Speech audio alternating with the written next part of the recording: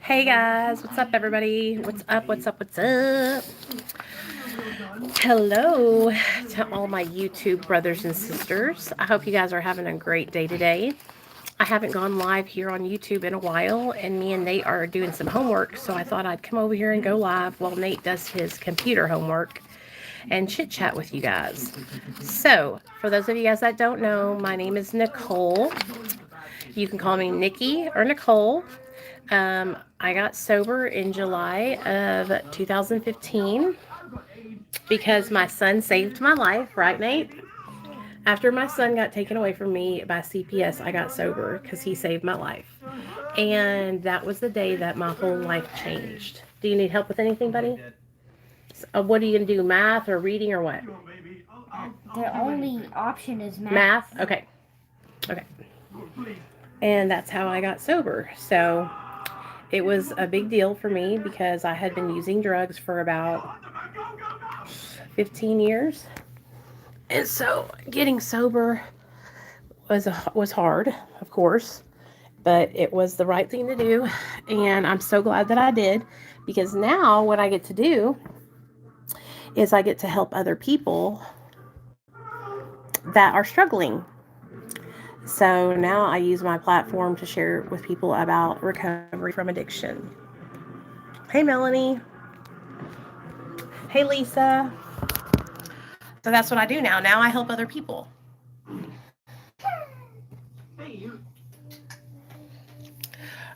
I never in a million years thought that I would be able to help people. You know what I mean? I didn't think anybody would take me seriously. But I have been able to build this platform here, and you guys take me seriously. So I'm glad y'all do, because it literally has changed my life forever. You guys have changed my life forever. Thank you for being my friend. I need to show you something. I want you to know that I really appreciate you for being my YouTube friend. Dun, dun. Oh, we got to do your homework, those writing assignments too, buddy, okay? So, slay. Yes, yes. So, how about this? If you guys, let's do a Q&A. If you guys got questions, drop them in the comments. I'll answer anything you want to know, okay? It can be anything. It can be about me. It could be about addiction and recovery. Hey, oh, hey, what's up, baby?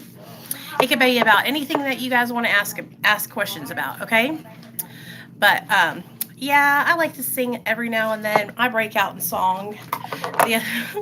The other day I broke out in song. I can't remember what it was about, but it was on one of my TikTok videos. Oh, could you show them this? Yeah, go. Nate wants to show y'all something, okay? I don't even know what it is. I just find it. Oh, hey, Detroit Vision. I had it wasn't anything personal. I just unmodded a bunch of people because I took everybody's moderator status away. Mom. Go ahead, baby. You can tell him. Okay, know how yesterday... Nate wants to tell you. No. What? It's nothing important. You don't want him to see you? Well, yes. Okay. Yesterday, know how Dad go to the doctor? Uh-huh. He, there's this one place where it's like a bunch of Japanese stuff. Uh-huh. And I got that from there. Okay, cool. So this is probably, he's in a anime. Mm-hmm. Okay. I can't read which one because look. Is that what it is? Japanese. My friend says it's a Jujutsu figurine. Let me see what she said. I don't know. He says he doesn't know. Jujutsu Kaisen figurine. Is that cool? Yeah, because it was at the pharmacy. How long did my recovery process take? Well, you know, real talk, recovery is a lifelong thing, okay? And I'm going to be working on my recovery for the rest of my life. But you're talking about like the initial like withdrawal and all that. Whenever I went to detox, hold on, Nate. Whenever I went to detox, I'm gonna see if it's almost done. What are you downloading, Nate? It's GTA that we already have. No more, Nate. Stop downloading all these games on my computer. Yeah, you've already had them. Stop. when I went to detox, I went in there and I was on benzos, I was on opiates, I was on benzos and opiates, and I think maybe a little bit of meth. I can't remember. I think it was just benzos and opiates. And I went into detox and I was in there for 5 days. The 5th day, I was, feeling better and it was time for me to go. But that 5th day landed on a Sunday. And we're telling the guys at the treatment center at the detox, I was like, dude, I can't leave here. It's Sunday. If you kick me out of here right now, I will get high. My son is 8 years old, and he's a cool kid. He's very, very good. What'd you get? Your Cub Scouts. What?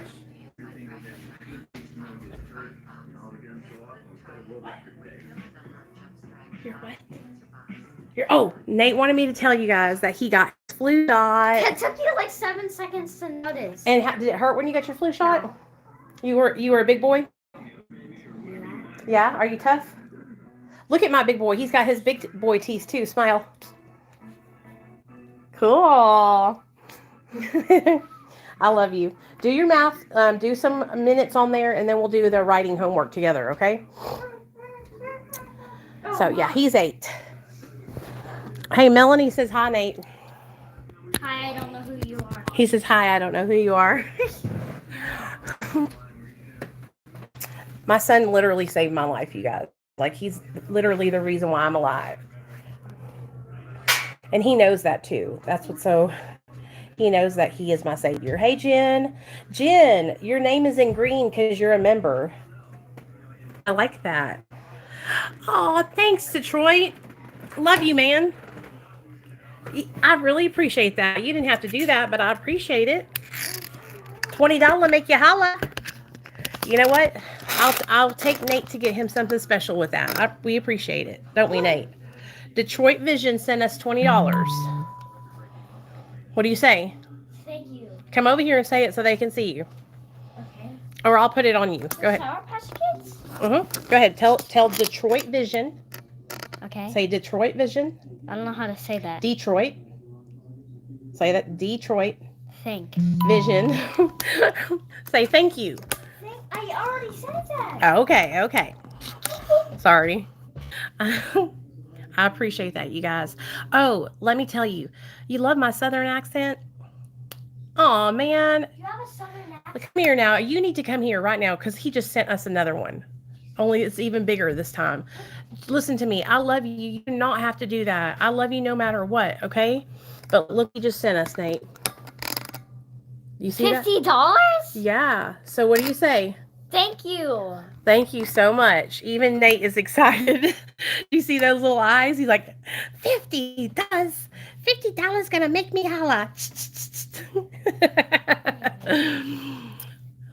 Yeah, that's $70 for your for us to spend for the week. Give me $200. Hey, MB, what's up?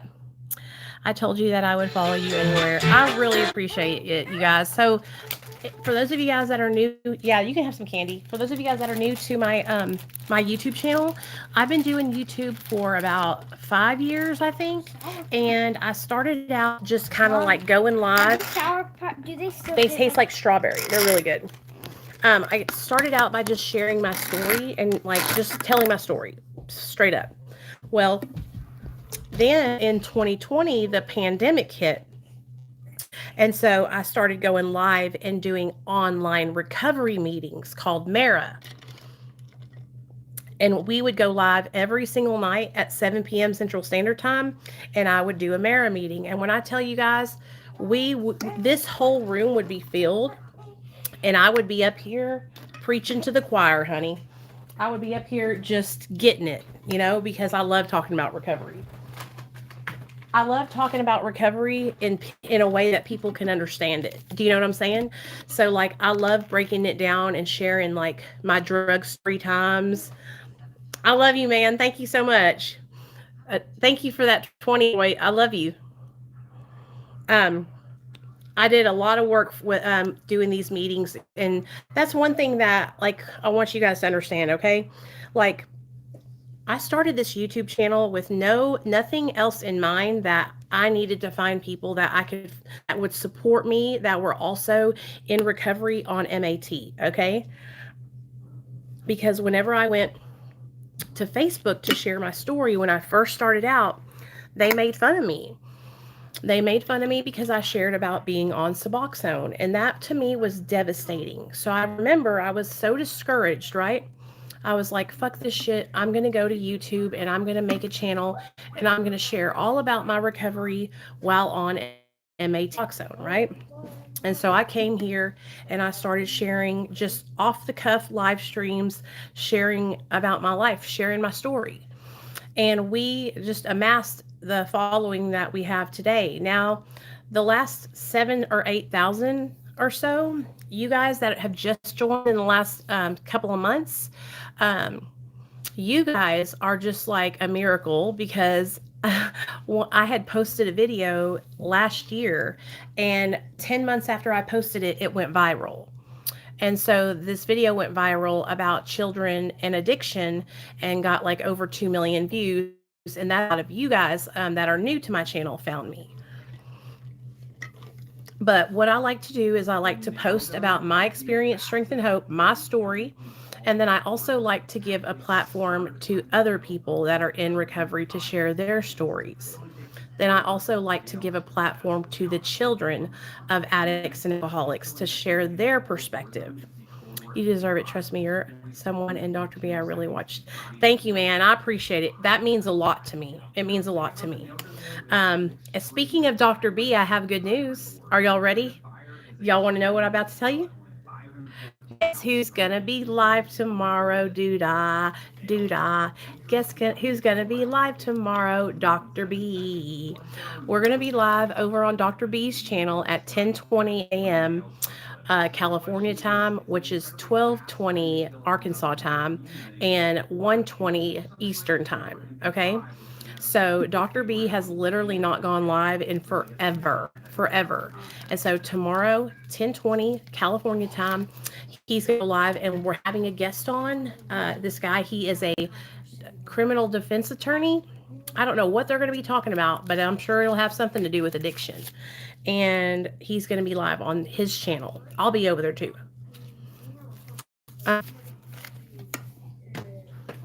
So that's going to happen at 10:20 California time. Y'all better come, okay? Now, what I'm going to do today. Hey, Becky. Also, finally have a bank account and credit card for the first time in over 7 years. Hey, man, that's what's up. I'm really proud of you. Oh, hey, welcome to the mod squad, baby. Jenny, welcome to the mod squad, baby. The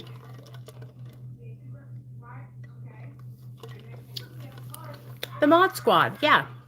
So I guess I'll go ahead and break it down for y'all and let y'all know what moderators do around here. So what moderators do over here on my YouTube channel. Oh, RJ, it's you? Okay, love you. What moderators do here on my YouTube channel is I like for you guys to greet people as they come into the chat. So like if somebody comes in and they comment for the first time, let them know. Say, hey man, what's up? Welcome to the live stream. You know, we're glad you're here. And if you see somebody that's just like trolling me, being real nasty, saying just like real nasty stuff, time their asses out or block them. Okay? If you can't block them, time them out, and then I'll block them. Okay? I'm pretty open-minded to like criticism, so like somebody can come in and not have the same opinion as me, and that's fine. It's when they come in and they start attacking my looks, my weight, my recovery, my motherhood, my son or my husband, that's when shit starts flying. Okay? So, welcome and thank you for being a part of it. I hope you guys don't mind that I made you a mod. Mom, can I get off now? Hey, Jasmine, what's up, girl? Thank you, Becky. Mom. Yes, exactly. And like I said, I have no problem if people don't have the same opinion as me, right? That's fine. but it's when people get nasty and mean that I don't deal with that. So I guess since we're all kind of new to each other now, I guess I'll share with you guys a little bit of my story because I know a lot of you guys don't know it. Now, my triple OGs like Detroit Vision, RJ, Jenny, um, you guys have been here and you guys know my whole story, but a lot of people don't. So I'm going to share a little bit of it with you. Okay? So, when I was growing up as a little girl, first of all, you need to know that I'm Mexican and Italian. My mom is Mexican and my dad is Italian. New visitor. My parents actually met in the Air Force because they were fighting over the last piece of pizza. Don't you know it had to be something with food because my fucking family, we love to eat, okay? We love to eat. Welcome, Jasmine. And so they were fighting over the last piece of pizza and they ended up really liking each other, going on a date, and falling in love. Falling in love. Well, they decided they were going to get married and they went and they moved in with my grandma in New York. Well, that's when they became pregnant with me. Little old Nicole was born on March 8th, 1982. It was a blizzard out in Long Island, New York. The snow was pouring down, baby. The snow was pouring down. What, baby? I'm done with my computer work. 10 more minutes, Nate. 5 more minutes. 5 more minutes. The snow was pouring down. So mom and dad, what happened whenever I was born, my grandmother was pissed that my dad married a Mexican woman because my dad's like straight Italian and my grandmother wanted my dad to marry an Italian woman. So she kind of disowned our family. So my mom and my dad said, you know what? We want to start a family. Let's take Nicole and let's go move down to Arkansas where we were stationed at because they were stationed in Jacksonville Air Force Base. So they came down here and they ended up having my 2 little sisters, Michelle and Christine. And that, my friends, would be the 3 Musketeers, the 3 blind mice, Nicole, Michelle, and Christine. Okay? I was the oldest, of course, the ringleader of them all. Now, growing up as a little girl, I can remember from a very young age being afraid. And I'm not talking about a normal fear. I'm talking about a paranoia. I was afraid that somebody was going to carjack us and steal me out of my mom and dad's car. Okay? I lived literally in Hot Springs, Arkansas. Like nobody was going to come and carjack us. But I had really, really bad anxiety as a little girl. Okay? And now that I'm older, I realize that it's just something that I struggled with. My son also has anxiety like I do. I don't have anxiety. You don't? Okay. What even is that? A little bit. Anxiety, Nate.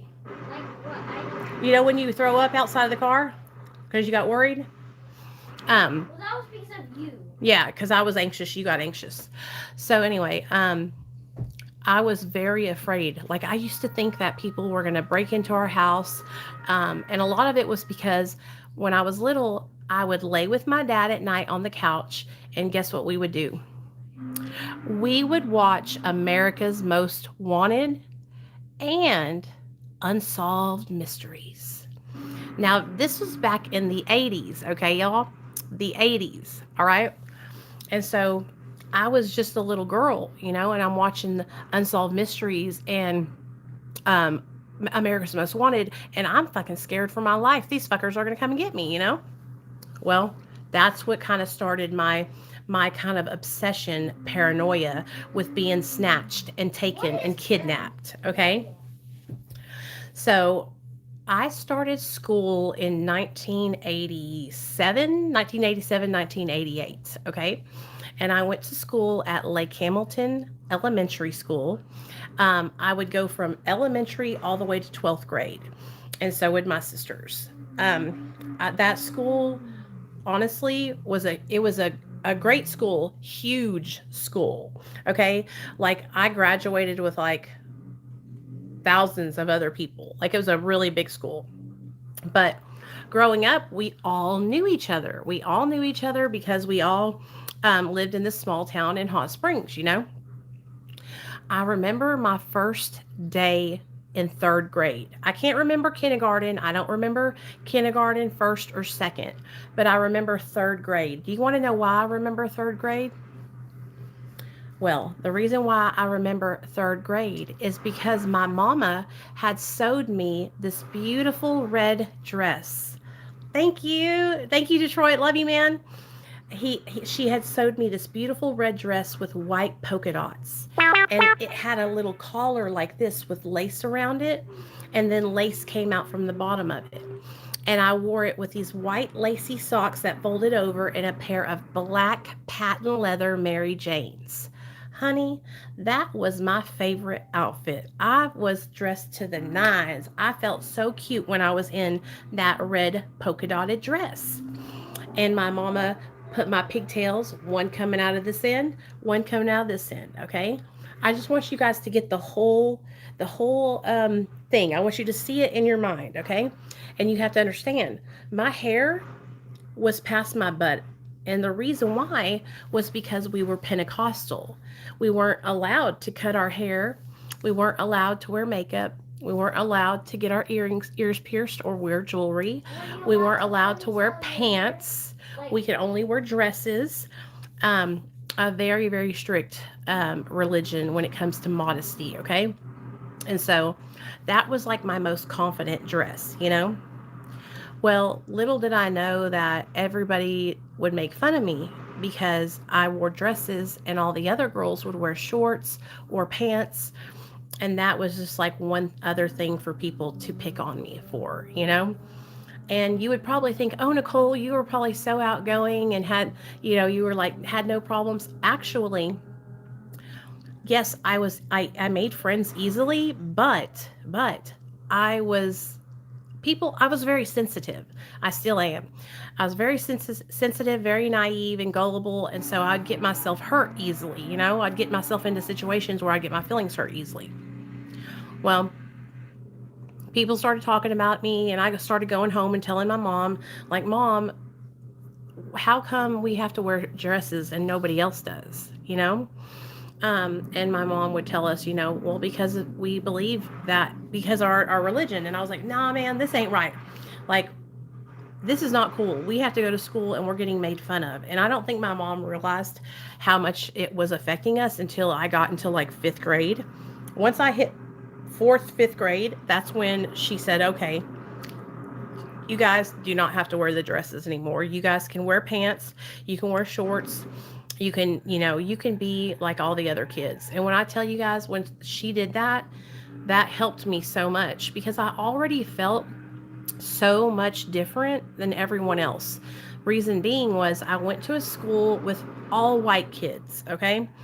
And so I grew up in a country town and my mom was Mexican. She had to learn how to speak English, okay? My mom had to learn how to speak English. English was not her language. And so when we came to Hot Springs, you know, a lot of kids were taught by their families racist, you know?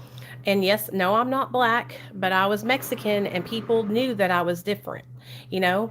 And you're probably going, well, you know, like right now, I'm a white passing person, I feel like, you know? But when I was younger, I stuck out like a sore thumb. I was a lot different than everybody else. I was very, very dark. I was always out in the sun. I always had my long black hair down, you know. Huh?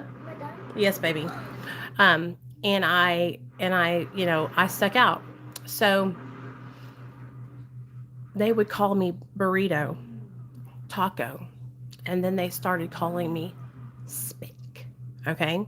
And I remember coming home and telling my mom that they were calling me wetback, burrito, taco, and spick. And my mom was so mad, you know?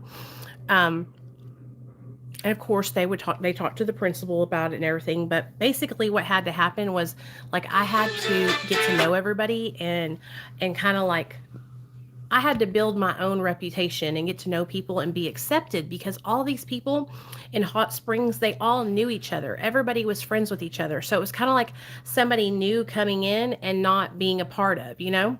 And so growing up there from, kindergarten till 12th grade, I was able to get in and make friends with everybody and be accepted.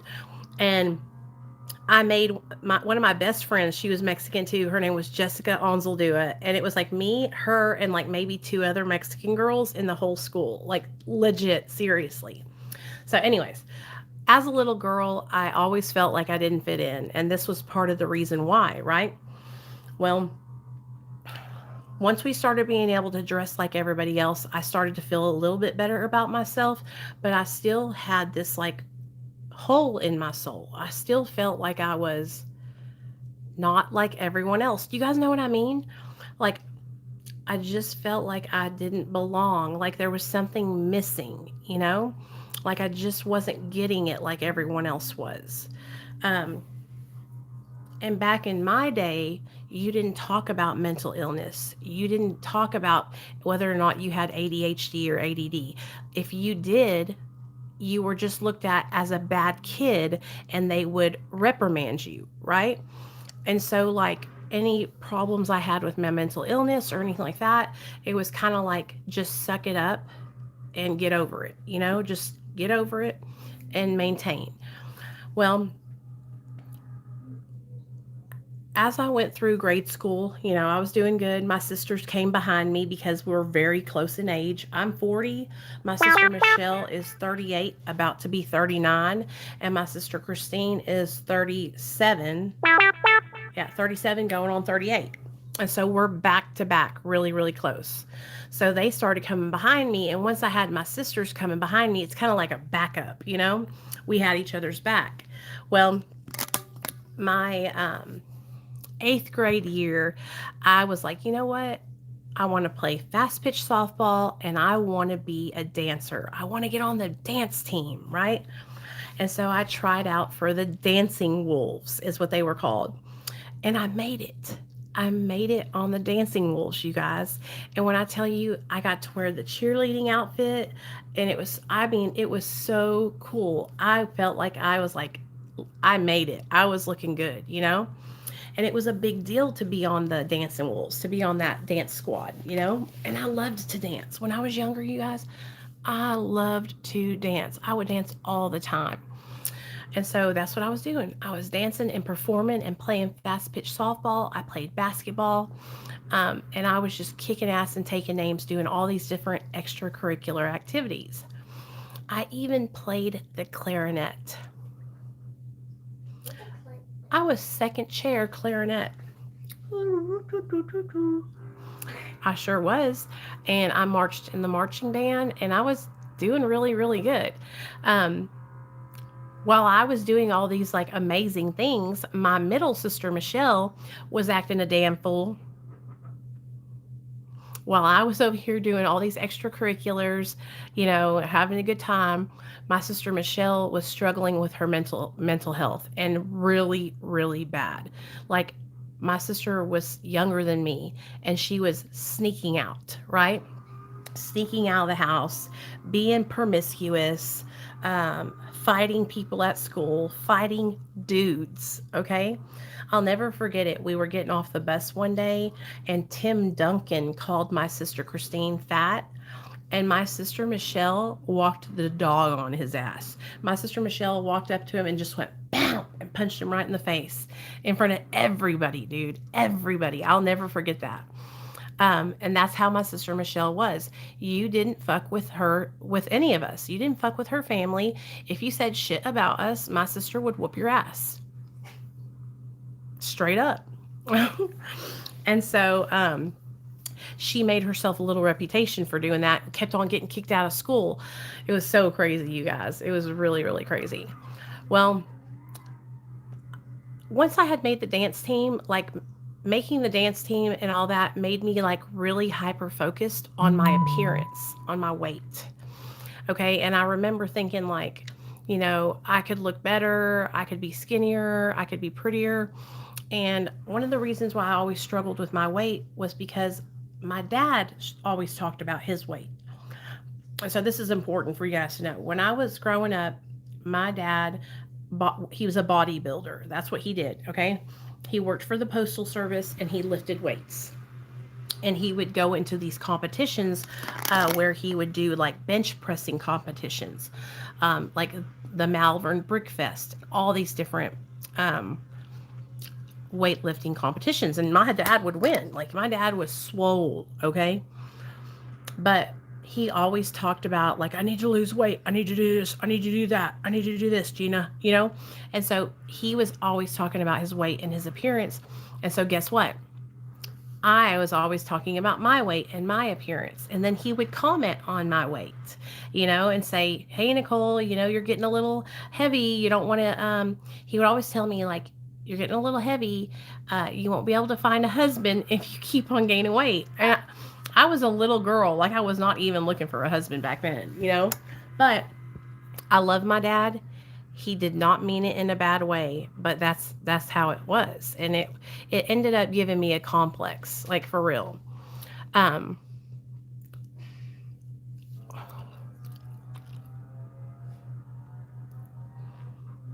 it ended up giving me a complex because I was always thinking like I needed to lose more weight. I wasn't pretty enough. I wasn't skinny enough. Somebody was better than me, you know? Well, it gave me so much of a complex that I ended up having my mom take me to the doctor. Okay. And when I went to see the doctor, I think I was like 15, the doctor wrote me a prescription for phentermine.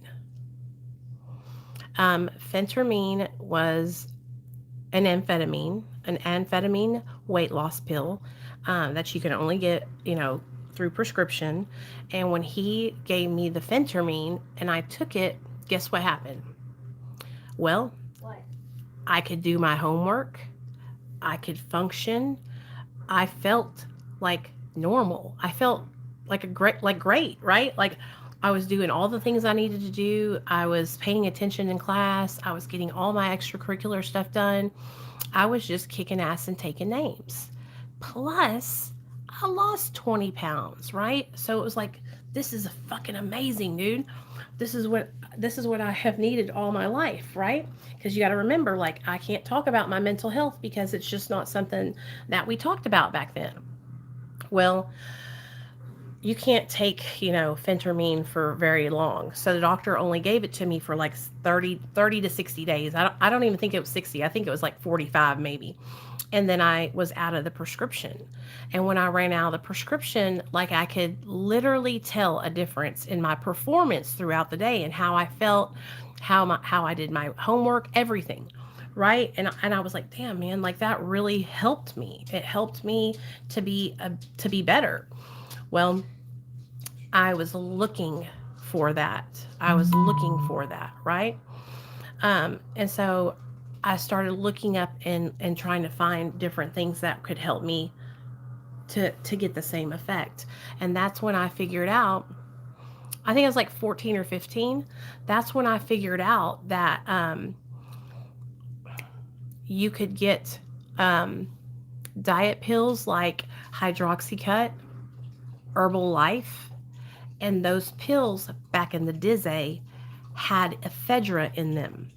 And ephedra was the active ingredient that would make you lose weight and have the energy and all that stuff, right? And so I started getting those pills from Kroger, Walmart, wherever I could find them, right? And I would take them just like I was supposed to. I would take one a day, just like it was prescribed to me, you guys. And it literally helped me to to function better, right? And I thought, you know what, this is great. I'm able to do everything I need to do. I'm able to focus. I'm able to get my work done. Like I'm really doing a great job. I remember I went from, I think I had went to like fourth chair in clarinet, and I went back up to second chair, and I was so like proud of myself. Like everything was I was getting myself back on track, right? And these medicines were helping me. And I stayed in shape. I looked great. I felt great. I thought that I had found the magic fucking trick, you know? Well, it was probably like my 8th grade into 9th grade year when I started having a boyfriend. Okay, I'll never forget it, you guys. I met this guy. His name was John Ross, right? And I started dating John Ross, and I don't even, now that I think back to it, oh God, why did I even date him? But back then, I thought he was just the bee's knees, honey. And we kissed. We kissed, and you know, really that's about it. And then we broke up 8 months later. We broke up 8 months later because he cheated on me with a girl named Rhonda. And ever since then, I don't like Rhondas. I just don't like that name. Every time I hear it, I think about him cheating on me with a Rhonda. So that was like an 8 month relationship. It didn't last. It was like out the door. Well, when I got into 9th grade, I went from like the, junior high to like the high school level of Dancing Wolves. Okay. And I was also like promoted in the Dancing Wolves to like training the other girls on how to do the dances. When I tell you guys, I could get these girls and teach them the choreography, and we would be pop locking and dropping it, baby. Okay. Me and my best friend Shelly, we did a duet. We went to competition. We made our whole own dance, right? And we won second place, dude, over everybody there in this competition. That's how badass our dance was. We were doing fucking switch leaps, okay? Toe touches that were hyper extended. You guys, I used to be able to grab my leg and drop down in the splits from my leg standing up here. Okay? I used to be able to do a toe touch, and then like I was the shit. Okay? I was fucking the shit. So anyway, that was a good time in my life. Right up around the time I was like in going into like 10th grade, I think that's around the time where they started taking away the ephedra in the damn pills. They started to making it to where Herbalife and Hydroxycut and all those pills, they didn't have ephedra in them. They outlawed it. Okay. I guess because people were getting it and taking the ephedra out and then making meth, right? And so they started doing away with it to where you couldn't get them like that anymore. So, damn it, I was up shit creek without a paddle again. Hey, Danny, what's up, baby? How you doing? I was up shit creek without a paddle again. Now what am I going to do? I'm back to my normal self, right? So I went to talk to my mom, and I told her about how I was feeling. So she took me to the doctor, and the doctor gave me Zoloft. Honey, Zoloft. Well, I took Zoloft for a little bit, but it didn't do anything, and I ended up just stopping taking it. You know what I'm saying? This is when I started to like step out of my comfort zone and started to like, go to parties after a basketball game. This is when I met my first real boyfriend. His name was Robert. He went to Hot Springs High School. Okay. And I went to Lake Hamilton. And how did I meet Robert? I'm pretty sure I met him because I was with my friend Jamie, and we were like out and about at the mall or something. And she met his friend Sean and Will. And then one day they brought Robert with them, and I met Robert. And I think that's how we met. But when I met Robert, we started to date each other, and I would stay with him until I was about 21 years old. I stayed with him all through high school. And let me tell y'all, I thought we were going to get married. He gave me a promise ring, all kinds of stuff. Wait, so Mom. Mm-hmm. So if you guys got married, I would have never been born? You would have never been born. Aren't you glad I didn't get married to him? Well, I still would have. What would I be? You wouldn't be anything. You wouldn't even be here. I would just be like a speck. You were just too smart. So, Robert was a good guy. His mom was a single parent. He did not know his dad. And so his mom, basically she would let us, do whatever we wanted to do. I could stay the night there. And, I would stay the night there. I was always staying the night there, telling my mom that I was over at so and so's house, staying the night when really I was at my boyfriend's house staying the night, being a little hoochie mama. But like I said, I was with this guy for years, over 5 years. Well, high school was getting old, okay? And the ephedra had ran out, and I was getting antsy. So I started getting more popular, and this is what happened my 10th grade year. I started to get more popular. People started to notice me more. Guys started to pay attention to me, and that's when I started going to parties, and I started drinking and smoking the ganja. And I never will forget the first time I smoked ganja. You want to know about that? So we were over at Sean's house. Me, Sean, William, and Robert. Me, Jamie, me, and who else was there? Sonia? I can't remember the other person. But we were all there at Sean's house. Well, Sean was like up on his roof, and he came down off his roof, and we were all like outside, and he had like this swing set thing that we would swing on with like a tire and everything like that. And I was sitting on the tire swing, swinging, and they were passing a blunt. Honey, I had never seen a blunt before. I was like, what's that, a cigar? You know what I mean? And they're like, Nicole, it's a blunt. And I was like, what's a blunt? Like I had no idea. And they were like, it doesn't matter what a blunt is, just hit it. And so I remember I said, and I was choking so hard, I thought I was going to die. And I didn't like it because it made me cough so much, right? Well, and I was like, next time they would pass it to me, I'm like, oh no, I'm okay. Well, then it kicked in, and I was like, but I would still just kind of stick with drinking because I don't know, I just didn't like the fact that it made me cough, right? But little by little, as I would go party with them, eventually I became a regular, everyday connoisseur of the ganja. My friend Jerry, my best friend in the whole wide world, he was gay.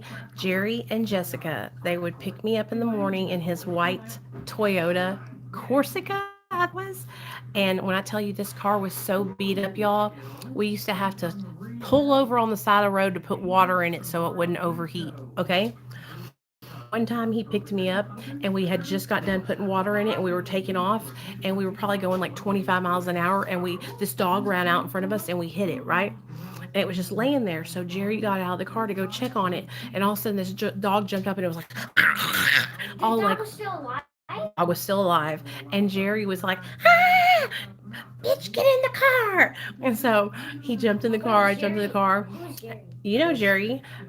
You might not remember him. I call him your Uncle Jerry. He's like, bitch, get in the car. We're out of here. And so we got out, I got in the car, and we went to school. Every day he would pick me up and take me to school, and we would chief all the way to school. Now, this is my junior year, and this is where like my grades started to fall, right? I had always made A's and B's. Will you lower that, Nate? I had always made A's and B's throughout my whole high school and, lower grades. Mom, can you give me something to eat? What did you have earlier, Nate? Just Velveeta, that's all. What do you want?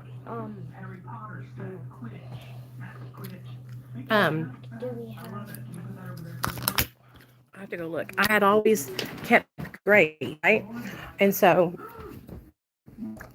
now I'm failing, because I'm smoking and I'm drinking. On certain days, play certain games. Okay, come on, let's go look. Y'all, please don't look at my house because they're doing construction on our house right now. Are they stuck here? Why would you not want them to Look at it. Your house? Are they gonna make fun of you or something? No, they're not gonna make fun of me. For having But I'm just telling them that there's construction going on. So there we go. Where was I at? Oh yeah.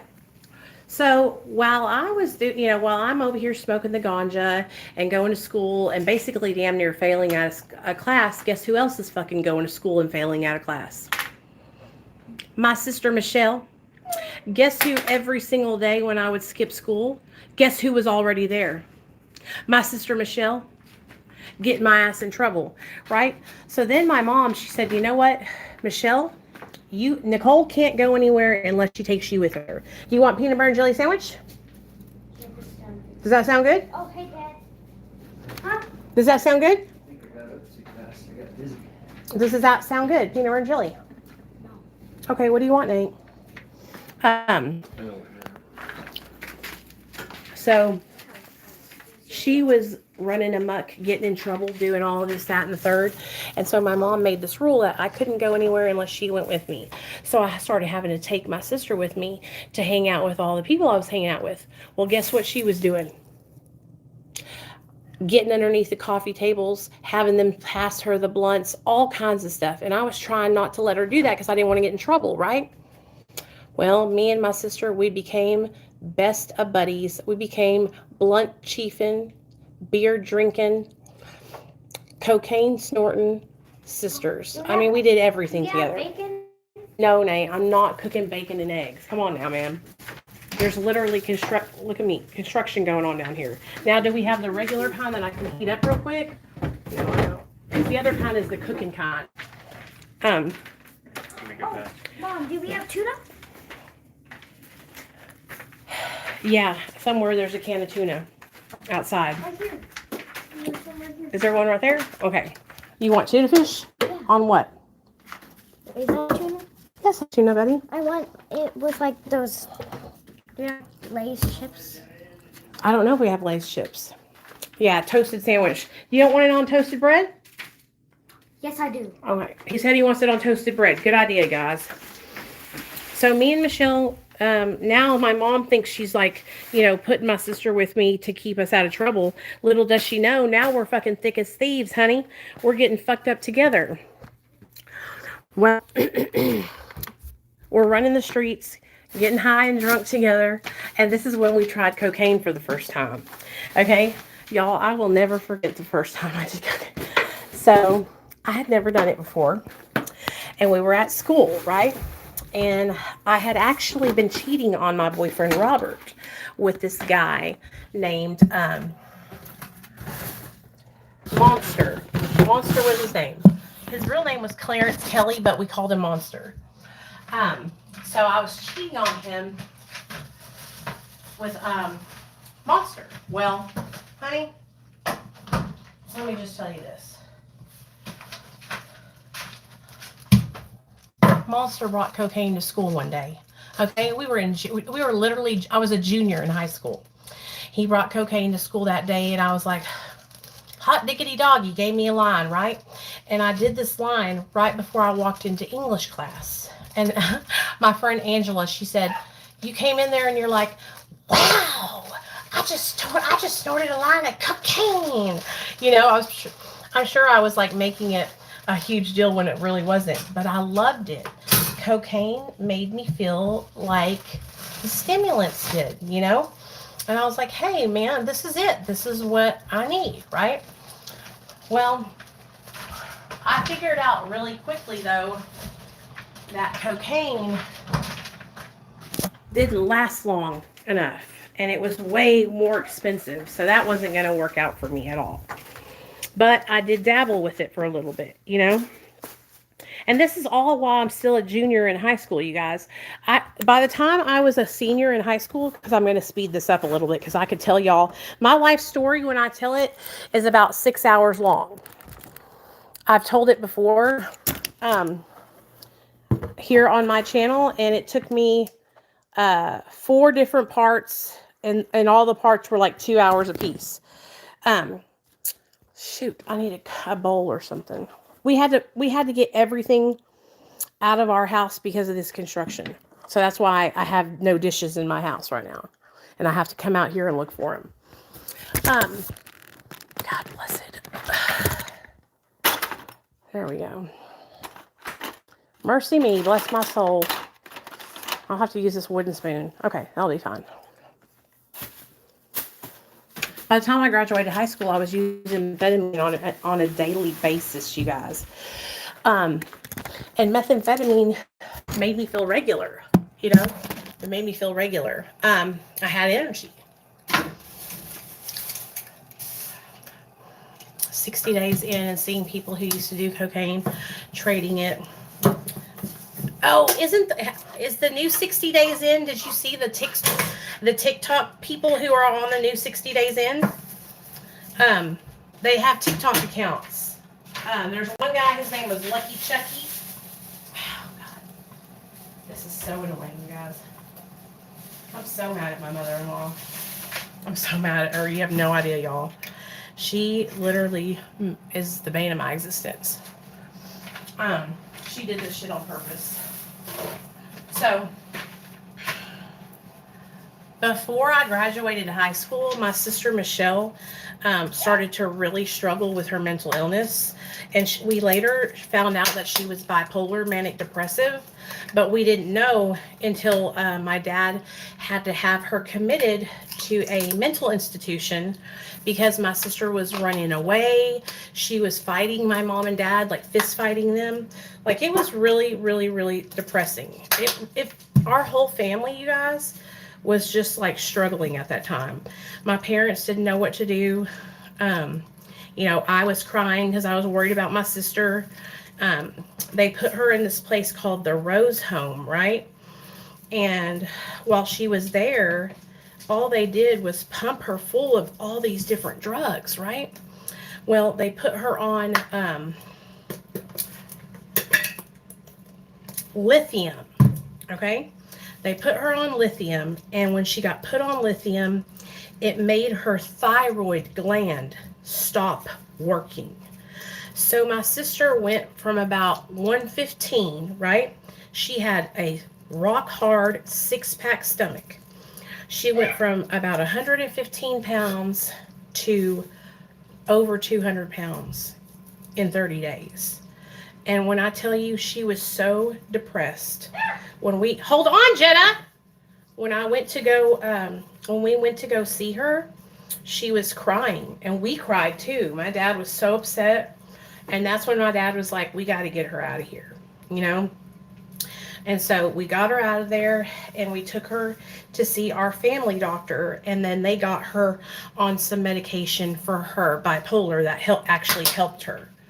But her thyroid gland never, ever, ever went back. It was never fixed. So she gained all this weight for no reason, you know? Because of that stupid fucking medication. And it was just really sad. My parents were so upset.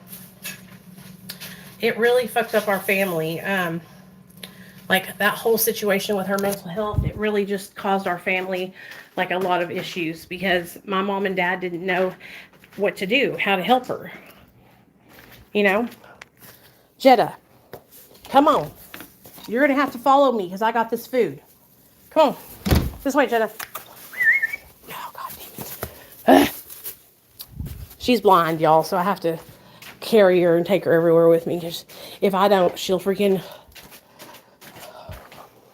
run away into the construction. Stop, Jenna. Be still. Be still. You're going to fall out of my arms. Okay. God damn. Here. Go. Here, Nate. Don't make me go down there again. Okay? Here. Well, you're so happy, and then you're like, okay. And now you're like... Yeah, that's what it was like. They were experimenting on my sister. It really put our family through a lot.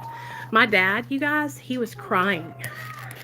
And my dad, I've only seen my dad cry a handful of times. And that was one of the times. The other time was when our dog, Petey, died. So anyways, I graduated high school and I had found methamphetamine and I was using it every day. Every day. I was using it to go to work. I ended up getting a job when I graduated high school, and I was working for JCPenney doing makeup. I love makeup. And I would do people's makeovers. I'll never forget it. The first like really solid makeover I did was for a lady who was going to be in a bikini competition. And her husband came in and she was like, you know, I'm in this bikini competition. I don't want to look too made up. I just want to bring out my natural beauty. And I was like, I got you, right? You guys, I mean, I brought out her natural beauty. And guess what? She won. She ended up winning the competition. And she came back to the store and she tipped me $50. I was so excited because that was like my first time where I ever did like such a good job that somebody tipped me, right? And I loved that job. But see, I was on meth. Well, one thing about me when I'm on meth is I make really stupid decisions. And I'll basically what I do is I give a product away, right?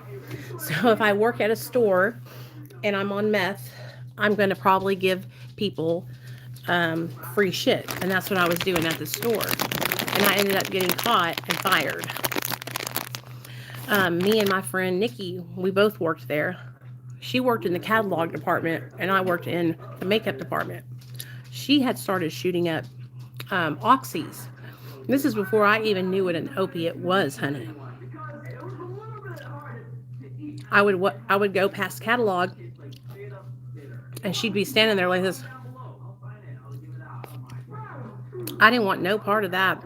I wasn't trying to be knotted out. I was trying to do what I needed to do, you know? So she ended up losing her job shortly after I did. Me and her were best friends all through high school. And when me and Robert broke up, which was about 6 months after I graduated high school, we broke up. No, that's a lie. Because we were together till I was almost 21. We broke up right before I was 21, I think. But after we had broken up, we broke up for a year. Then I met somebody else. And I got into this horrible, horrible, horrible abusive relationship. Hey, what's up, Tripical? I had gotten into this horrible, horrible abusive relationship with this guy named LD. Now, of course, I didn't know it was going to be abusive when I got into it. Or else I probably wouldn't have gone into it, you know? But when I met him, we were both using meth. And I was working at Shoe Carnival. Okay? I was working at Shoe Carnival. Well, I had gotten off from Shoe Carnival one night, and I decided I was going to go over to somebody's word of mouth. Somebody told me about going to this guy Flash's house, right? Flash's shack is what it was. And so I did. And Flash actually lived on the same property as LD's brother, Seneca. Okay? So when I got there to the house, Seneca and Lacey were there, and I knew both of them from school.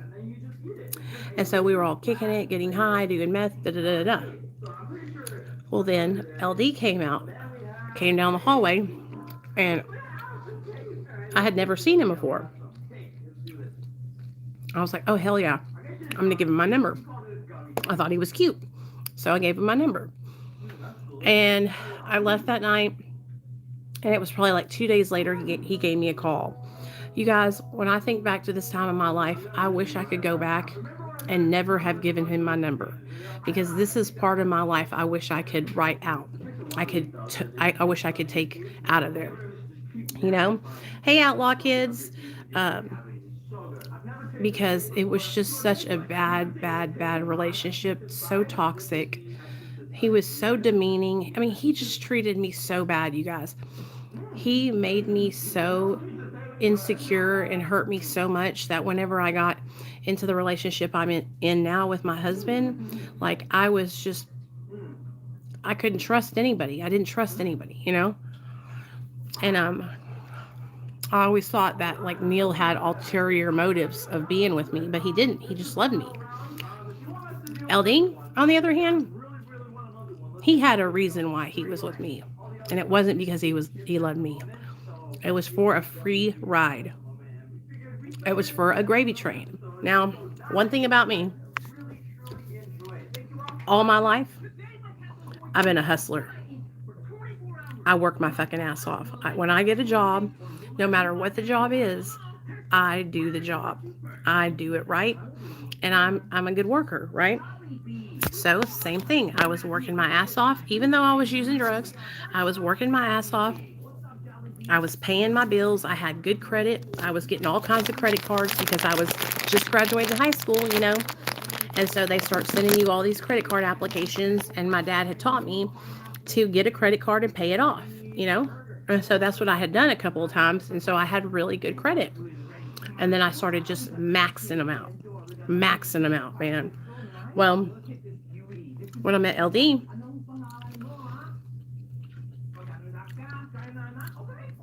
I had just gotten to this point where I had really good credit. I had my own car, my own money. Like, I was doing good for myself. But my parents had put me out. Like, I was not allowed to live with them because I wouldn't stay sober. I was coming home, I was fucked up, and my parents knew. So, what am I going to do? You know? I started couch hopping, sleeping over at my friend's house. I had one really good friend named Misty, and she had her own apartment. So I'd always go over to her house, or I would go sleep at my sister Michelle's house because she had her own apartment, and so on and so forth. Well, I helped LD. I paid off his fines and fees, and I helped him get off of probation because he was on probation. Once I helped him get off probation, I bought him a car. I bought him it was a 1996 Ford Probe. It was maroon. It was a cute car. It had a system in it and everything. God. And he loved that car. But I worked my ass off every day to pay for everything, right? Everything. He got a part-time job doing construction. I had 2 jobs, you guys. I was working at the revenue office. I was working at Sonic drive-thru, and I was working at the gas station. Okay, so like I would work at the revenue office Monday through Friday from 8 to 5. Then I would work at Sonic in the evening times during the weekday, and then I would work at the gas station on the weekend. Okay, and so I was making money and trying to stay afloat because I was supporting so many people. I wasn't just supporting myself. I was supporting him, his dad, his sister's 3 kids, his sister's everything. They all moved in and started leeching off of me. And I remember my dad, he was like, you are not equally yoked. Like, you and this dude do not need to be together. Like, y'all are not on the same level. But I was just like thinking I was in love. And so I stayed with him. Well, the first sign of abuse was he threw my car into oncoming traffic one day. We were driving back from a party, and I was really drunk on vodka, and he wouldn't stop fucking with my radio. And one thing about me is I'm a control freak. And so I had asked him many times, please stop touching my radio. Please stop touching my radio. And he wouldn't stop. So I smacked his ass. Well, he grabbed my steering wheel and he threw us into oncoming traffic. And we were hit damn near head on. Spun my car all the way around, and we landed on the other side in the dirt on 4 flats. I went to get up and he was gone. He had fled the scene. Left my ass there. I went to check on the other drivers. They were cool. All they wanted was my insurance, so I gave it to them, and then they drove off. I couldn't go nowhere, though. My fucking car was on 4 flats. So I took off running, and I went to the apartment where I knew LD and everybody was at. And I went there, and I was crying, why did you leave me? And I ended up falling asleep. Tell me why the next morning the cops were knocking on the door. They found my ass. They found me, y'all. I was so upset. But my insurance ended up paying for it. And it was the same thing. Me and LD, we would wreck my car, we would get jumped, this, that, or the third would happen, and I would claim it on my insurance, right? Um, and I was very fortunate because my dad had taught me to, get my insurance, pay my bills, and so I would do that. And the only way I was able to keep up with everything was because of what my dad taught me about having full coverage insurance, paying my bills, making sure I had credit, all that. Because if else I would have flopped. Well, what's wrong, babe? Your face is really red. Um, we would stay together. Me and him stayed together for like 5.5 years, I think. And it got really bad. He busted my head open. I had to get stitches in my forehead right here, 10 stitches, because he busted my head open. I blacked my eye, just all kinds of stuff. And he finally left me for another girl because I was so battered, you guys, that I wasn't going to leave him because I thought I thought I deserved it, right? I thought I deserved to get beat up. And so I was what you would call, I had battered woman syndrome. That's what my dad said. And so battered woman's syndrome. So I wouldn't leave. So he ended up leaving me for this other girl named Trashy Ashley, right? And I remember calling his sister and I was like, where is your brother? He didn't come home last night. And she was like, Nicole, he's with Trashy Ashley and he's not going to come back. And I was like, he's not. And she's like, nope. And I was crying. I was really upset. And I was like, okay. And that's when I just said, fuck this shit. And I took everything. I cleaned out the whole trailer. I took everything, every single thing I took. And I went down a deep end and I just started shooting up. And within 6 months of my first injection of methamphetamine, I was pulled over. I was sitting in the passenger side seat of my car while this guy named Quincy was driving my car. And Quincy was helping my friend Nate manufacture methamphetamine. No, I did not name you after Nate. That Nate. He was helping my friend Nate manufacture. And so we had just left his house that morning because he had given us some dope to take into town because we were serving some people, And so we had came into town to sell some dope to the Terry twins.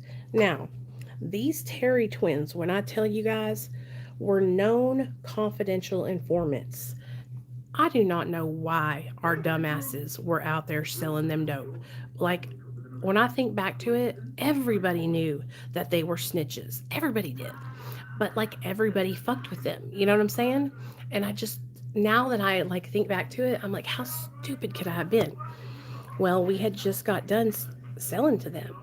And when I tell you guys, when we were getting ready to pull out of their driveway, one of them came outside and they were like, hey, you can have this. And they put a hookah bong in my truck with 5 different hoses coming out of it and all kinds of stuff in my trunk, right? And the guy, Quincy, was driving my car and we went and drove off, and we probably didn't even get a block down the road before we were surrounded by D-Techs and cop cars, 3 big ass black SUVs and a bunch of marked vehicles surrounded my car, and they threw him out of my car. Okay, oh hey, see you later. Love you. Thank you for coming in and hanging out with us. So they ended up throwing him out of the car and arresting both of us and taking us to jail for possession of a controlled substance. And that was how I caught my felony charge, possession. And I'm trying to go ahead and speed it up for those of you guys that are new here. If you really want to get a really, let me show you something. Hold on. Let me get my computer. Hey Nate, do you need to take a shower? No. You sure? After I'm done with the computer, can I have it? Yes, Nate. Okay. I want to show y'all something, okay? If you want to get a really good version of my story, I'm going to show you where you can find it, okay? But anyways, I went to jail. He bonded me out like right away. That was one thing that I could say for Quincy is whenever we went to jail, he told me, he said, don't worry, don't say a motherfucking thing. I'm going to get you out. And I was like, I was thinking in my head, yeah, right, he ain't going to get me out. He got me out. He got me out, and literally probably like 30 to 45 minutes later, we were out back at the dope man's house smoking dope, right? So I want to show you guys the playlists.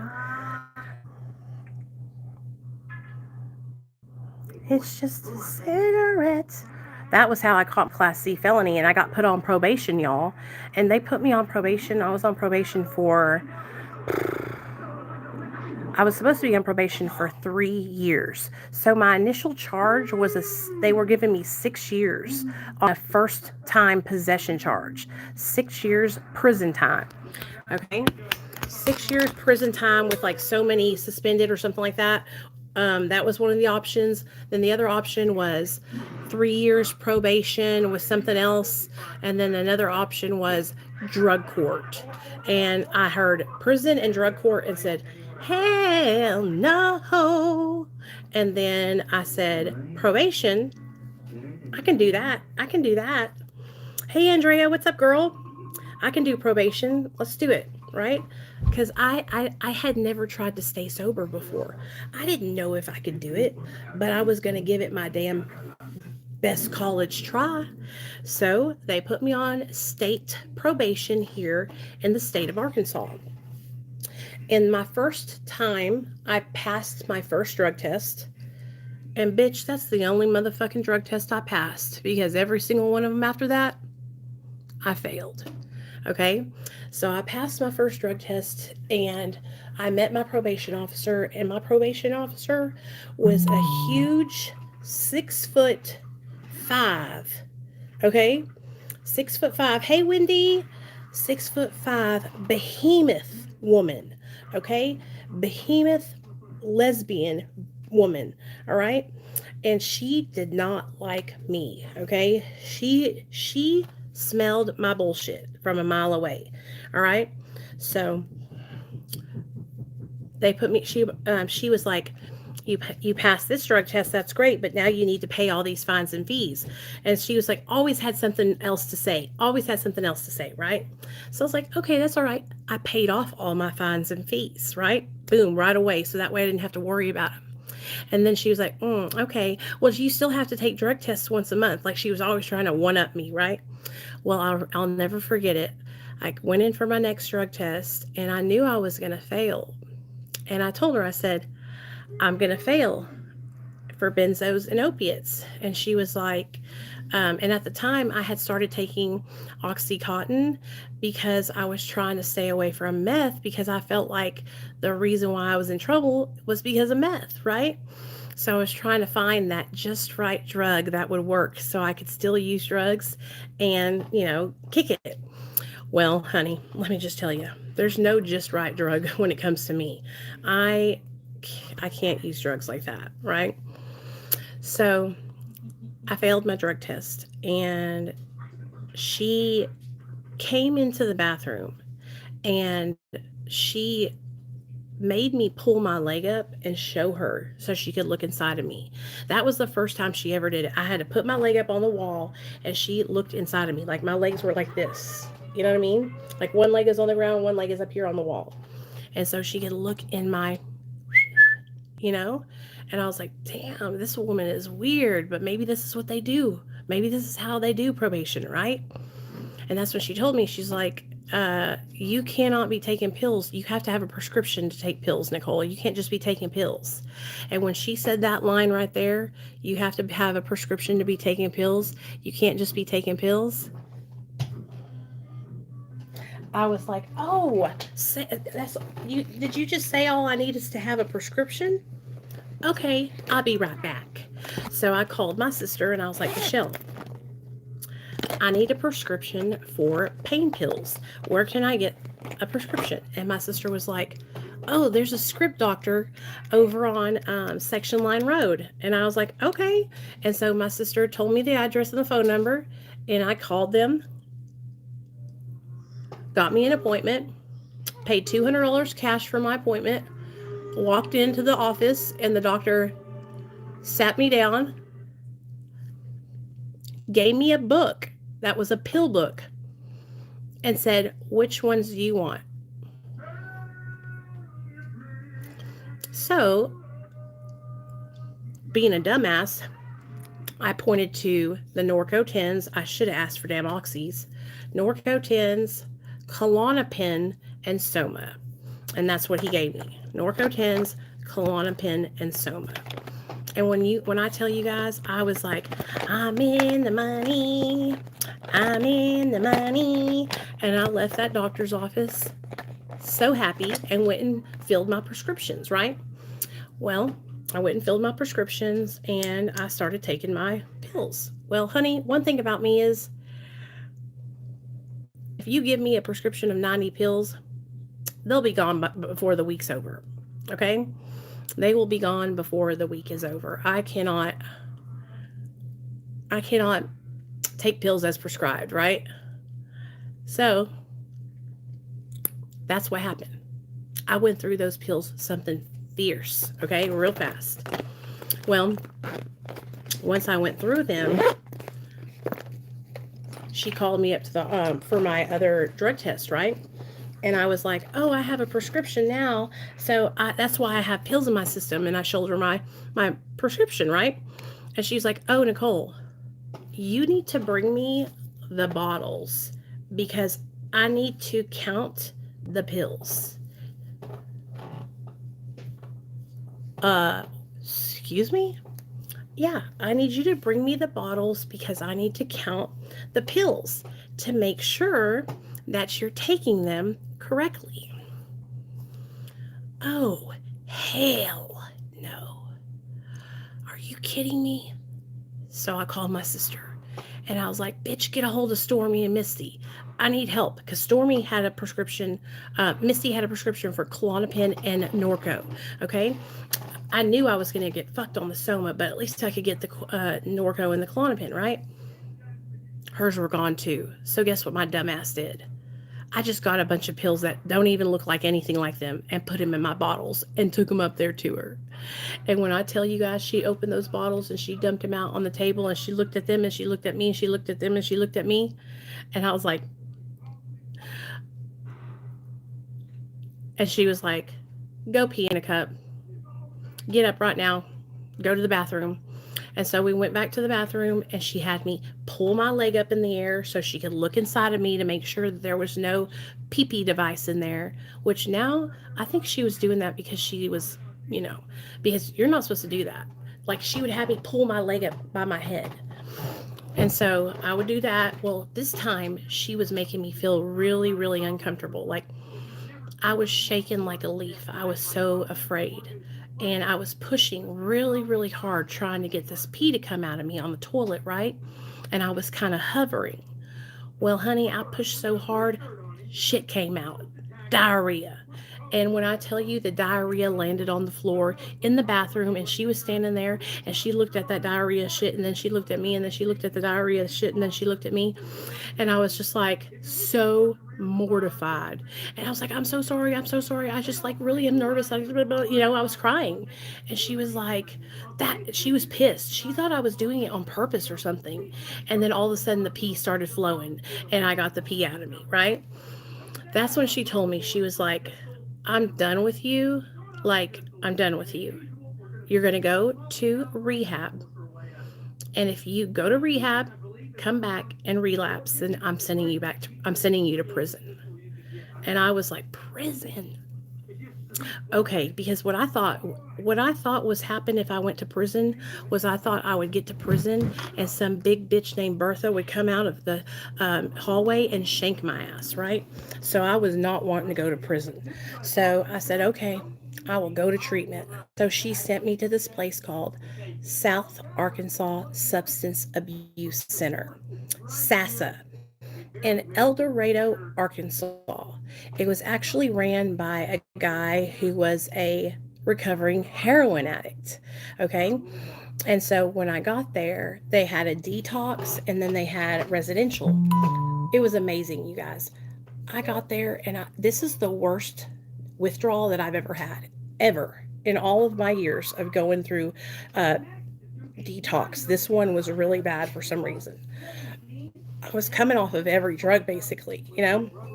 And so when I was coming off of all these drugs, I got real sick there in the detox. And I was crying and I was shitting everywhere. And, you know, I was getting the cold, hot sweats. I was shivering.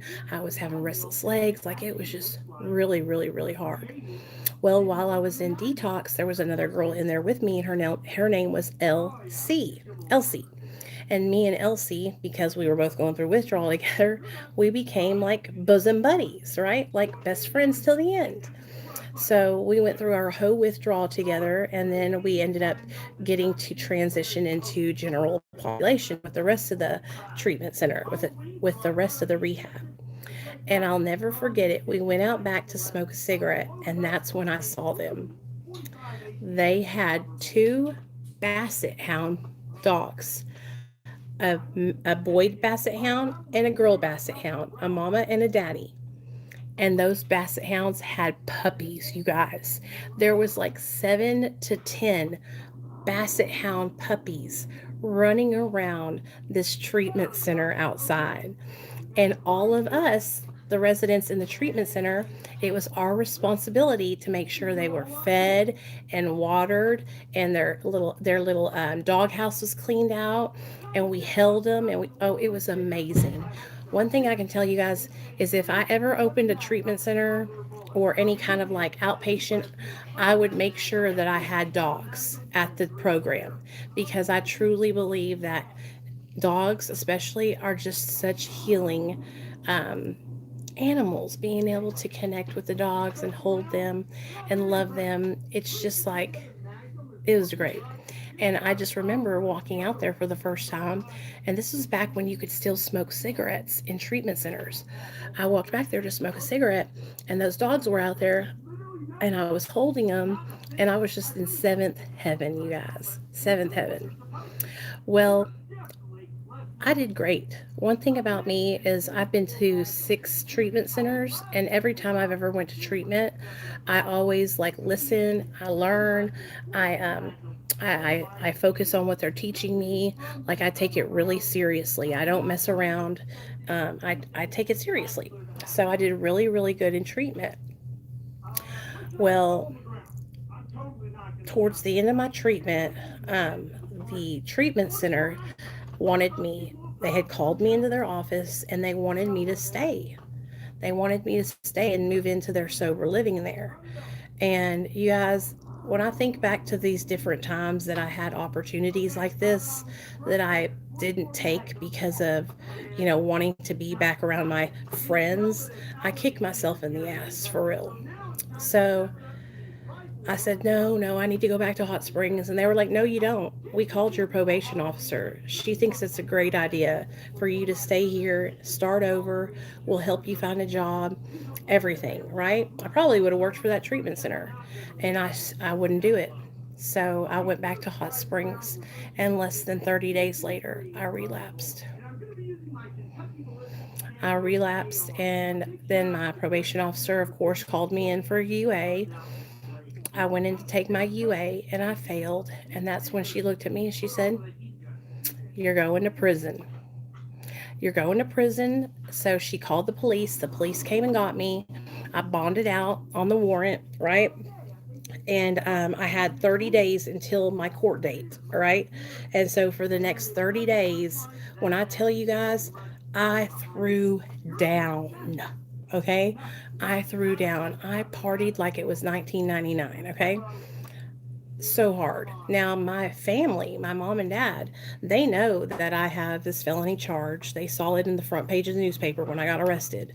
And they know that I just got revoked because, of course, I let them know. But I told my parents, I said, don't worry, don't come to the court date. I'm going to handle it. It'll be fine. I love you guys. I'm going to leave my car at the courthouse. I will put the keys in the gas tank thingy and, just come get my car. And that's exactly what I did.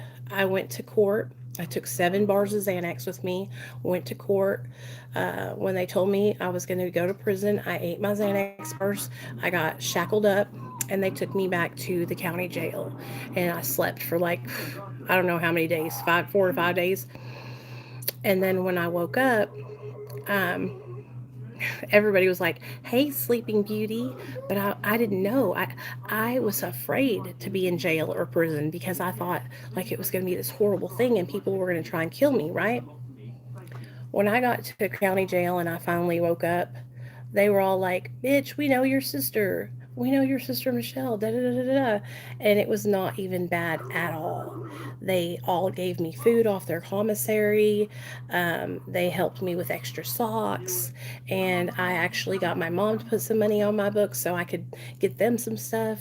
And that's how we survived for the next 6 to 8 months. We would watch Jerry Springer. We would watch Maury. We would watch Old Montel, and we would fucking sit there, watch those shows, eat commissary, and tell war stories about our lives. One day, it was my turn. It was 6 a.m. in the morning, and one of the guards came in and said, "DeMayo, come on, let's go. It's time, right?" And I jumped in the car with them, and they took me to Pine Bluff, Arkansas, and that's when my time started. My time in prison started, and I went to prison. I'll never forget it. When I first got there, I was very afraid. I was shaken. I was shaken, and they made me get completely naked, and they put me in between two huge girls that were like 400 pounds, and I was like 130, 120 pounds, right in the middle of them. And they were spraying this lice stuff on us, right? Then they were spraying this like really cold stuff all over us. And then they said, "Okay, inmate, get out of the shower.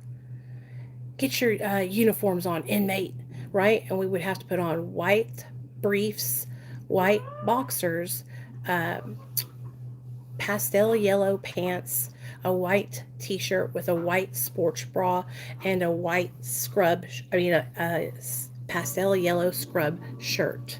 And that was our uniforms, with a pair of Bob Barker white looking Vans, right?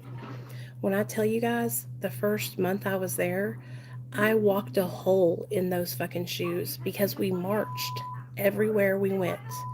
One thing that was different about this prison was that it was a boot camp style prison.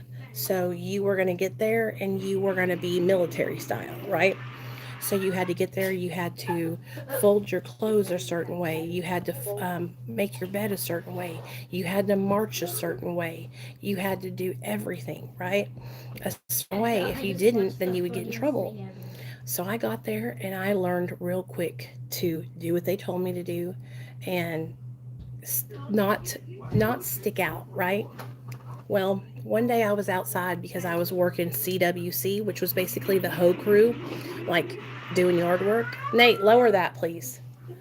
Doing yard work, and one of the guards seen me out there doing yard work, and she called me over there. "Hey, DeMayo, come here." And so I went over there, and she said, "You're coming with me. Go let your boss know, the other guards." And I was like, "What do you mean?" She's like, "I'm taking you from CWC, and you're going to come work for me in laundry." Hot diggity dog.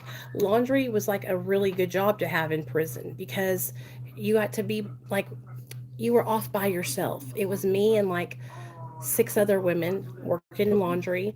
We were at the whole ass other end of the compound, down towards the bottom, and we had one guard who watched us, who was basically sleeping all the time.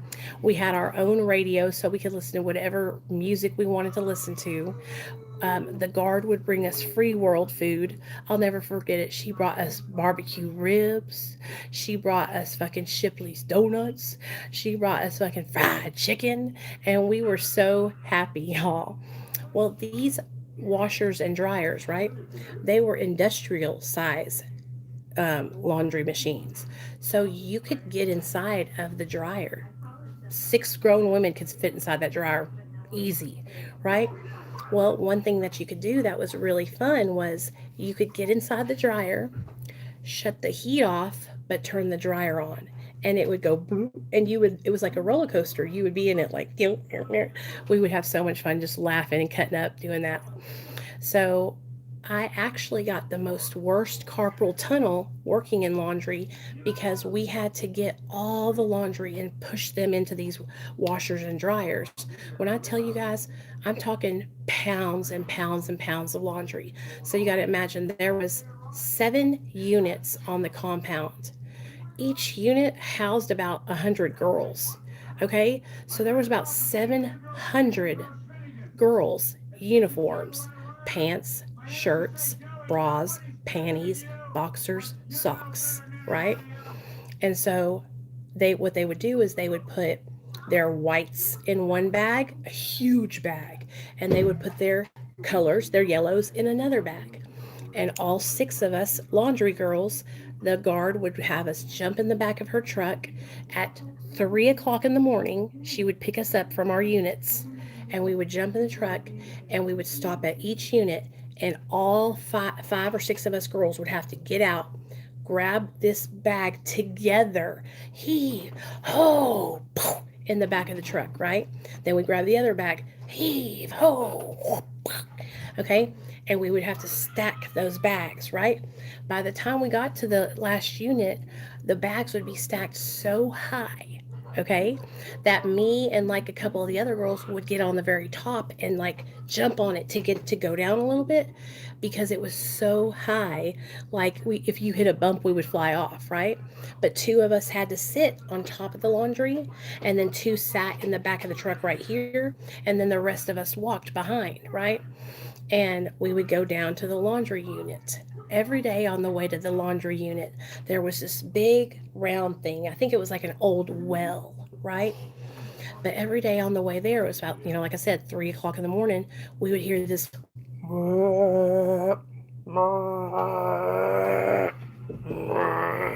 It sounded like a fucking cow mooing really loud.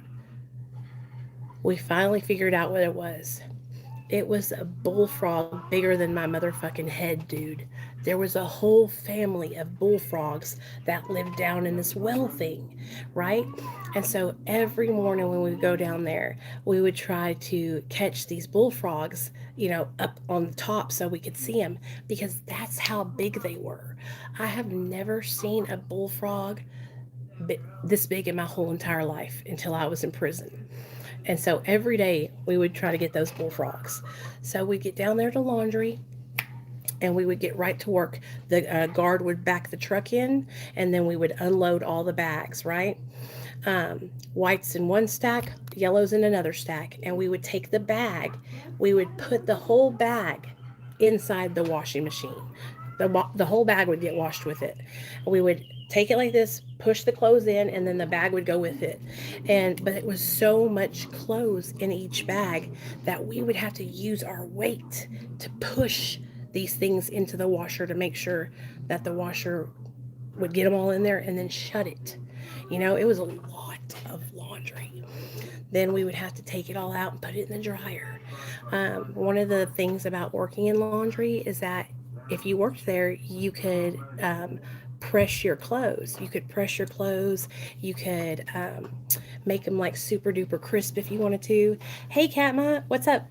And so, we would all have our clothes like super pressed, looking good. But I loved it. I loved working down there. And that's what I did until I got out of prison was I worked down in laundry. Now, one of the things that made this prison different was that it was a therapeutic community, okay? And what that means is they were trying to teach us to hold each other accountable. So we would have to pull each other up, right? So let's say I saw an inmate on the compound not marching, okay? What I would have to do is I would have to write a ticket on that inmate and drop it. Well, on Friday, all the tickets would get pulled, and we would go to the gym, and we would all have to sit in the bleachers, and then those tickets would get pulled, and they would say, Nicole and so, come down to the circle. And so I would have to sit in one seat, and the inmate that I put a ticket on would have to sit in front of me.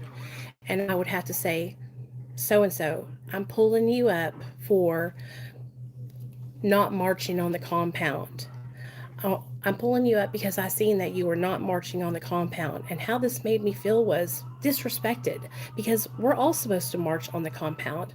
And what I hope for you is that you will address this behavior and change this behavior and get right on top of that, please. And then she would have to repeat exactly what I said and say at the end, I'll be right on top of that, you know? And it was like so freaking crazy. But we had to do it. If we didn't do this, we would stay there longer. They would add time to our stay if we did not comply with the rules. So what all of us girls did is we figured out a way to write tickets on each other without hurting each other, like for little minor offenses. And we kind of allied up, and that's what we did. We would write tickets on each other, those of us that were friends. And of course, every now and then, or not every now and then, quite a bit, there would be drama where girls would actually be taking each other to the floor for some real fucking shit, like sexually acting out, because one girl's girlfriend would kiss another girl's girlfriend, and it would be a whole drama on the compound. Whole drama. When I first got there, I'll never forget it. I was walking around in the cafeteria, and I had my hair tie on this wrist, and I was walking around, and one of the girls walked up to me immediately, and she was like, take that off your wrist. And I was like, what? Take that hair tie off your wrist. That's a sign that you're gay for the stay and you're looking for a woman. And I was like, oh, hell no. And I took that shit off right away. But that's how I had to get through prison, was by doing that. It wasn't that bad though. So, okay, anyways, I can't talk anymore. What do y'all want to know anything? Let's take a pause. Do y'all have any questions? And if Detroit Vision, if you're still in here, man, thank you so much for the like 80 something dollars you sent, man. You did not have to do that, and I just want you to know how much I appreciate it. And honestly, you made my little boy's day if you're still in here.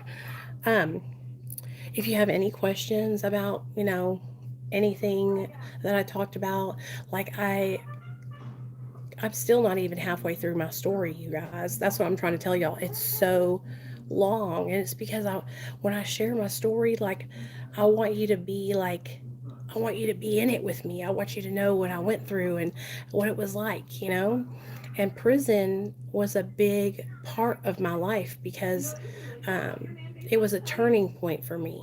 Because when I went to prison, it was like everything kind of came slamming down on me, and I realized like how fucked up my life was. I'll never forget it. It was a Sunday visitation, and it was my first visitation, and I'll never forget it. My dad walked in with my mom, and my dad started crying, and he grabbed me to hug me, and I was like, Dad, you can't hug me, we're not allowed to hug. And he was so upset, because we weren't allowed to hug each other, we weren't allowed to do any of that, right? And your dad's an alcoholic. How old are you? And that's okay. If you need anything, or you want to ask any questions about alcoholism, you can. I'll help you out. I'm an alcoholic. And just so you guys know, if you are a child of an addict and you are subscribed to my channel, like, I love you guys so much. You guys changed my life here on YouTube. A lot of you guys found my channel within the last couple of months, and you guys took my channel from 10,000 subscribers to almost 18,000 in less than 2 months. And so I really, really, really appreciate it a lot. I really appreciate it. I love you guys. Oh, that's okay. You don't have to tell us your age. It's okay, baby. But alcoholism is bad. A lot of people share or a lot of people think that alcohol is not bad because it's legal, right? But actually, alcohol is more deadly than basically any drug, okay? Because of it being legal and so socially acceptable. More and more people become addicted to it and end up dying. I had a friend of mine that I went to treatment with. When I got to treatment, her eyes were yellow, okay? They were yellow. And I'm not talking about beige, I'm talking about damn near orange. That's how yellow they were, okay? And the doctor told her, if you drink again, you will die because her liver. Well, we graduated treatment. We were going to meetings together and all this cool stuff. And one day, she wasn't there anymore. And I remember I was asking around, where's she at? Where's she at? And that's when they told me she relapsed, she drank again, and she died.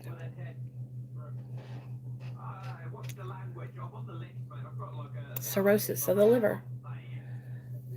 So it's serious business.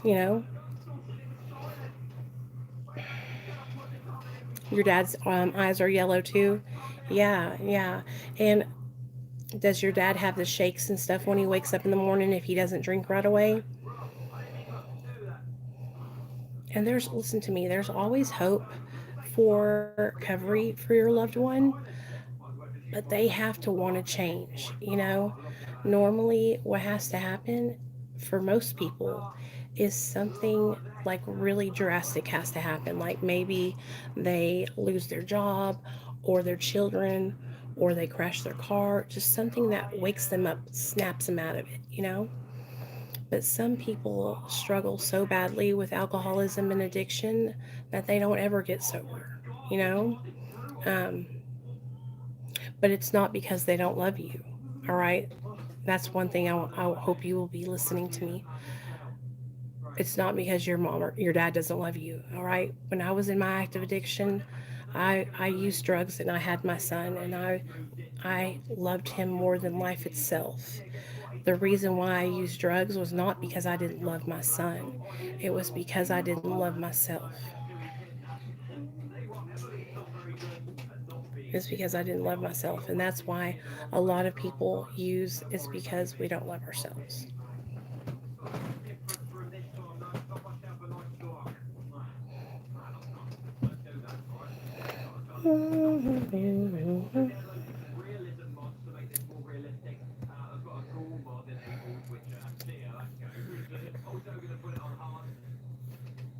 Hey Nate, lower that a little bit, buddy.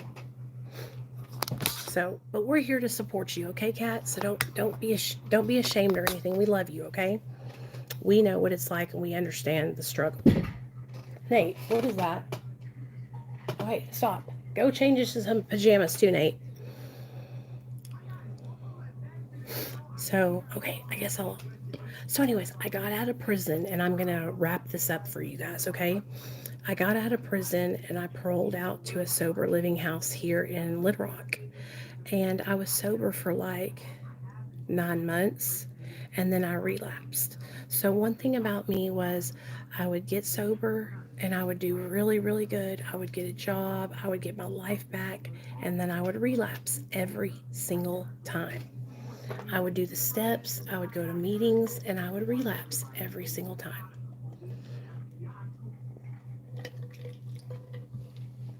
In 2012, because this was like 2010. In 2012, after being here in Little Rock, fucking strung out on Roxy's, I was shooting Roxy's, shooting meth, shooting cocaine, all kinds of stuff. I met my husband. And when I met my husband, we were both struggling with addiction and we fell in love. And when I tell you guys, me and my husband fell in love like that. Like that. And so we fell in love, and then in 2013, we got pregnant. And I'll never forget it. I was so afraid because I knew that I was a drug addict. And I struggled throughout my whole pregnancy. I would get sober, then I would relapse. Then I would get sober, then I would relapse. And It was just, it was a shit show. I ended up giving birth to my son July 4th of 2014. He was a firecracker baby, and we were able to take him home. We left July 6th and went back home, and I was sober for 90 days. And then I relapsed. And I relapsed for the next year. And then my friend, my used to be friend, called CPS on me.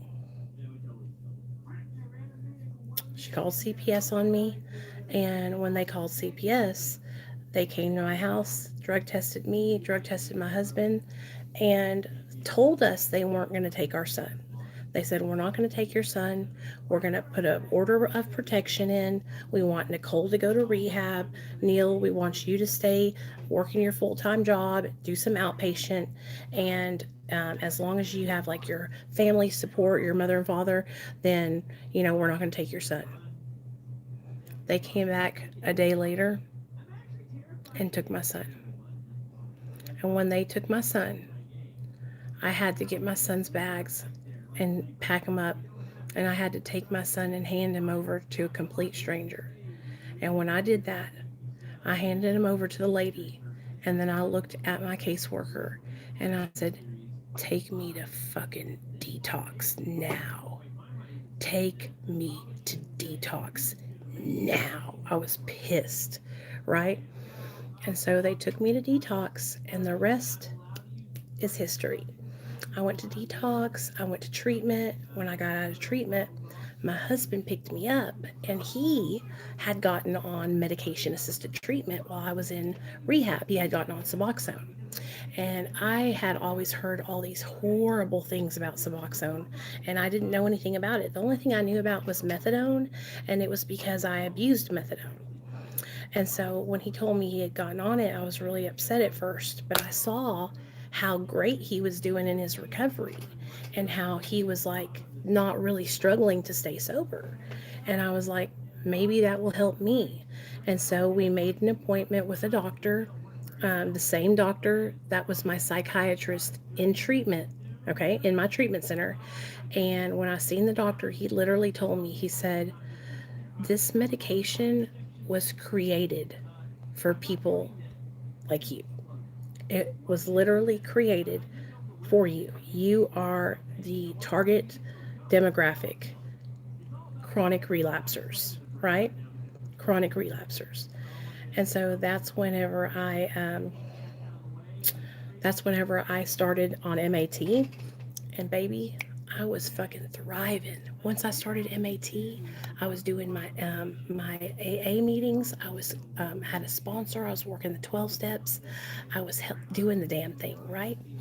We ended up beating CPS, and they gave me my son back at about the 10-month mark.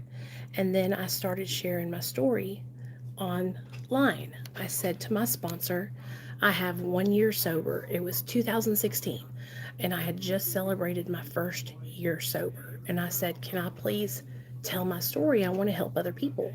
And she said, yeah, why don't you call the treatment center that you graduated from and go tell your story there? So that's what I did. And when I tell you guys, I told my story, and at the end of my story, everybody in the room was crying their eyes out. Everybody. And that's when I figured out, you know what? This is what I'm supposed to be doing.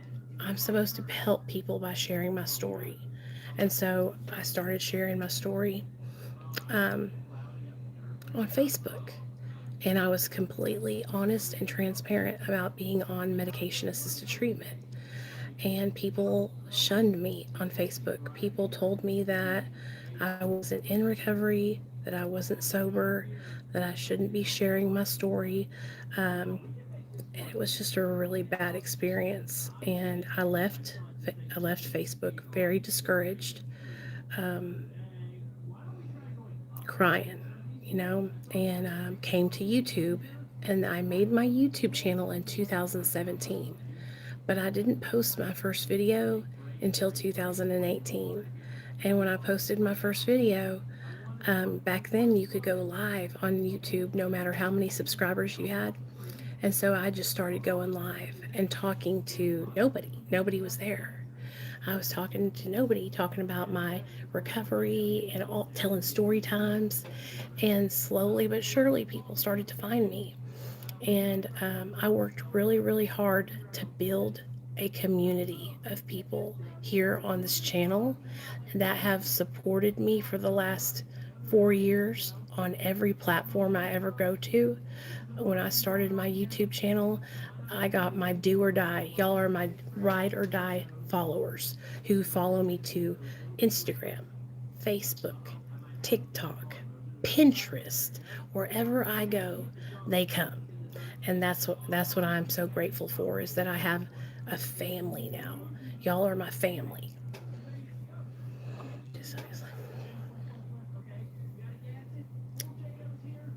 So that's how where I'm at today.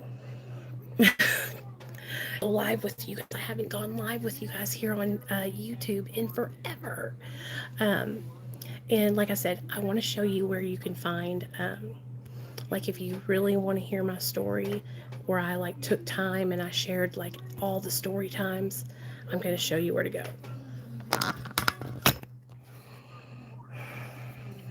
Okay, when you go to my YouTube channel, you're going to go to playlists, okay? And then playlists, and then you're going to go to, here we go, My Addiction, The Ugly Truth, okay? And then part 1 is beginning of my downward spiral. And like I said, each episode is about an hour long, so it's about 4 hours. But I'm telling you, it's worth it. It's worth it.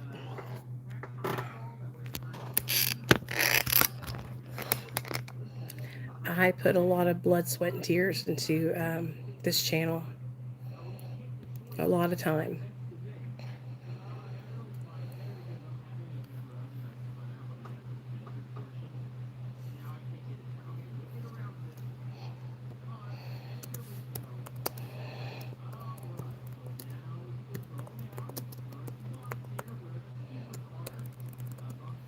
I